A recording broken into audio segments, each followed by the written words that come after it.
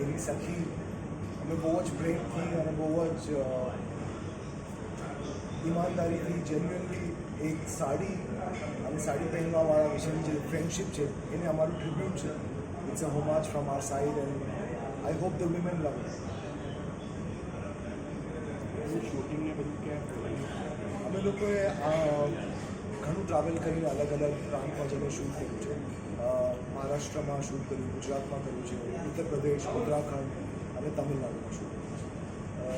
70થી 75 એક એક્ટર્સ છે, મહિલાઓ, જે લોકો સાથે અમે આ ફિલ્મ કેટલી ટાઈપની સાડી હશે અને કેટલી મહિલાઓને આમાં પાર્ટિસિપેટ? તમે જુઓ 69 ટોટલ મેઇન કેરેક્ટર્સ છે. અને અમે લોકોએ ઘણી બધી વાર્તાઓ 4 મિનિટની અંદર કહેવાની કોશિશ કરી છે. ઇન્ટરેસ્ટિંગ હતું કે એટલી બધી વાર્તાઓ છે, એમાંથી શોર્ટલિસ્ટ કરવું અને ચૂઝ કરવું પણ એક ટાસ્ક હતું.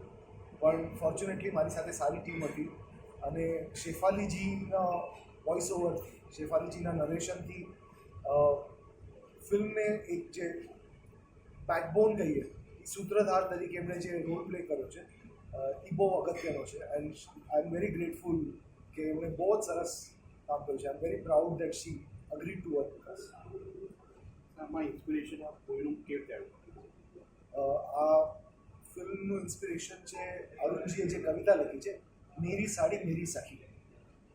એ જ્યારે મેં વાંચી અને મેં જોયું કે એક સાડી કેટલું મોટું ઇમોશનલ સ્ટેટમેન્ટ છે અમુક લોકો માટે, અને કઈ ટાઈપનો રોલ પ્લે કરે છે. એ ખાલી ઇમોશનલી પણ પ્રેક્ટિકલ અને સિગ્નિફિકન્ટ રોલ પ્લે કરી રહી છે.